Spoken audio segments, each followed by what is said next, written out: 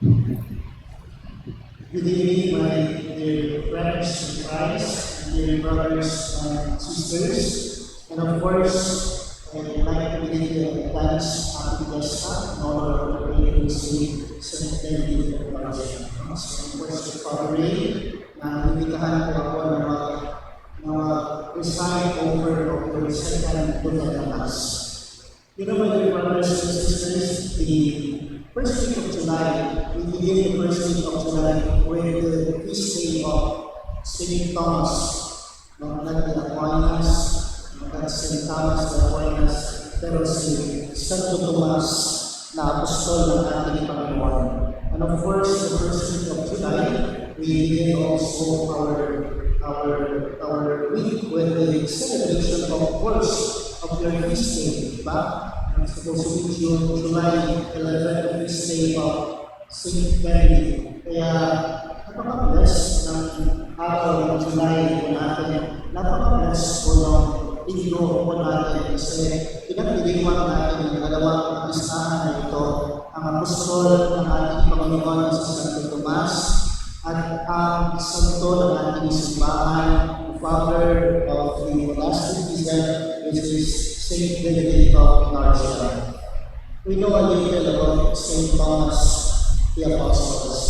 And of course, siguro, napapakinggan niyo ang salitang Tomas every time you attend or you join funeral mass. Kasi this is the only gospel about St. Thomas. No?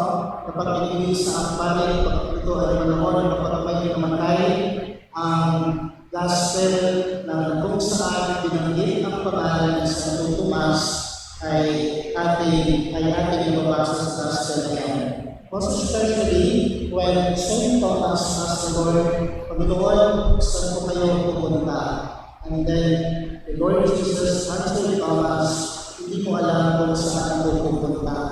Pero sabi ni Tomas, sasama ko ako kung saan ko kayo pupunta.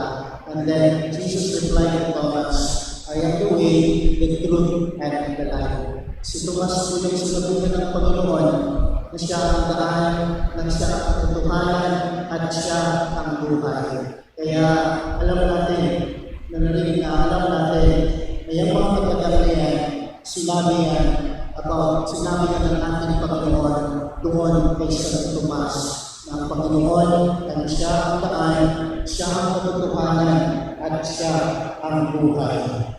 And of course, in our gospel today, narinig po natin ang ating Ebanghelyo ngayon ay ito po yung pagtungkol ng kapilan sa our Lord Jesus Christ sa kanyang mga apostoles.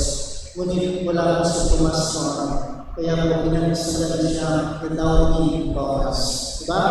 Alam natin ang bansa ni Santo Tomas dahil alam natin na wala siya noong nagpakita ang ating Panginoon sa kanyang mga apostoles. Dahil pinalitaan si Tomas na nagpakita sa kanila ang kanyang mga apostoles, ang Panginoon. Pero si Tomas, hindi siya naniwala hanggat hindi niya mahawakan ang sugat ng Panginoon. Diba? Kaya nga, nagpakita ang ating Panginoon, no? Alam niyo po, doubting Thomas siya. Pero our Lord Jesus Christ helped Thomas, no? Tinulungan ang ating Panginoon si Tomas na maniwala ulit. Diba? Ilan po ito? Diba? Sa kabila ng Santo Tomas o si Tomas na hindi naniwala na nabuhay ang ating Panginoon, pero tinulungan siya ng Panginoon na maniwala ulit. Tinulungan siya ng ating Panginoon na mag-obey at sumunod ulit sa kanyang yapak at sa kanyang guidance. How? Jesus did not perform miracles. Diba? Pinakilala ng Panginoon sa kanya, doon kay Tomas, hindi siya isang milagro. Hindi nakikaya ng Panginoon ang pagbabalakhan doon kay Tomas. Kundi, ang sinabi ng Diyos kay Tomas, if you want to believe again, Thomas, if you want to obey the commandments, perform a miracle, but instead, I invite you to touch my wound. Diba? In order with St. Thomas to believe again, no? To obey again the Lord's commandments and will. Jesus did not perform a miracle in front of St. Thomas for him to believe, for him to obey. But Jesus invited Thomas, "Come Thomas, touch my wound." Diba? Hawakan mo ang aking mga sugat. Iba ang pagpapakilala ng Diyos sa Tomas. Hindi sa milagro, hindi sa mga mababalaghang bagay, pero sa pamamagitan ng sugat ng ating Panginoon. And after Thomas, touch the wound of Jesus, because Jesus then invited Thomas to touch his wound. Ano po yung declaration ni Thomas? Sabi niya, "My Lord and my God." After he touched the wound of Jesus, because of the invitation of Jesus, Thomas declared, "My God, my Lord, and my God." Diyos ko, Panginoon ko. Diba? Napakaganda ng karanasan. Dahil hindi nagpaulitin ko, hindi nagpakilala ang Diyos sa Tomas sa mga milagro ng mga bagay. At sa buhay natin, minsan nakikilala natin ang Diyos dahil may mga kababal na bagay na pinagay sa ating ang Diyos. No? Nagbabalik ko tayo sa Diyos kasi nagpapakilala ang Diyos sa atin na may milagro sa ginawa sa buhay natin. So, for example, may sakit ka, gumaling ka sa sakit mo, at sinabi mo sa Diyos, magbabalik ko ako sa Diyos, sa Panginoon, kasi meron kang milagro pinakita sa akin. But it is different doon sa karanasan ni Tomas. Hindi milagro na nagpakilala ulit sa Jesus ni Tomas, kundi sa pamamagitan ng kanyang sugat. Nakilala niya ang ating Panginoon at sinabi ni Tomas, "Panginoon ko, Diyos ko." When I was reflected the scenario sa ating Ebanghelyo, naalala ko tuloy ang conversation between the demons, the devil, and the centuries of Babylon. Sabi ko, ang demonyo ng centuries there is of Jesus, I am Jesus.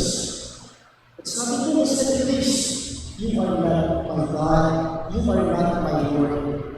Namangako yung Satanas, namangako yung devil, sabi niya, bakit mo ako nakikilala? No? Nag-disguise na ako ng pareha ng kamukha ni Jesus. At ano niya ang sagot ni Grace? Because Jesus has wound. Ikaw, wala kang sugat. Ang Panginoon ko, may sugat. Pero ikaw, wala kang sugat. Kaya sa ating Ebanghelyo, ulit nakilala ni Tomas, naniwala sa Tomas, dahil sa sugat ng ating Panginoon. At alam ko ba kung ano ang sugat na yan? The reason why Thomas declared na Diyos ko, Panginoon ko.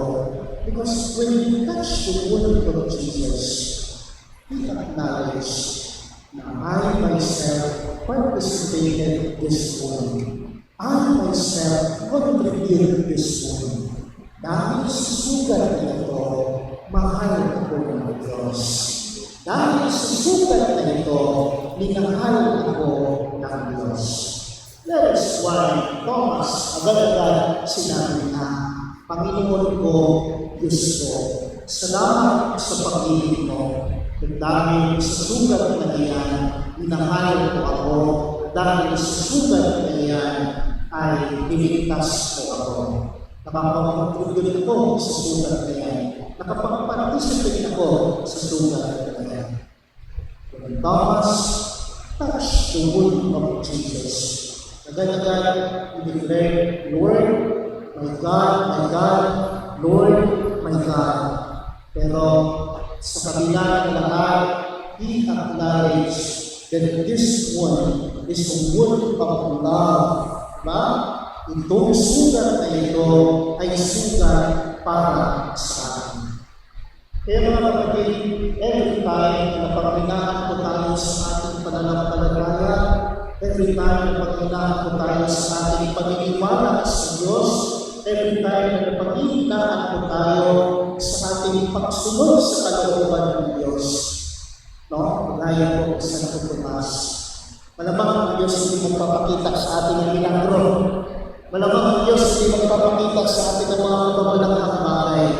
Pero sasabihin ng Diyos sa atin, for you to believe again, for you to obey again, I allow you to touch my Lord.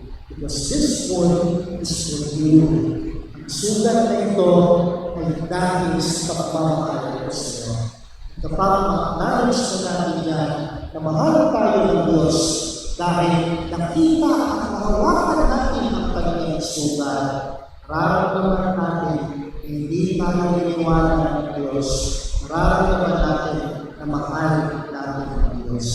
Good evening, my dear brothers and sisters. Every time we encounter something in life, every time that our faith becomes weak, no? Every time that our trust sa Diyos ay nawawala na tayo ng dana.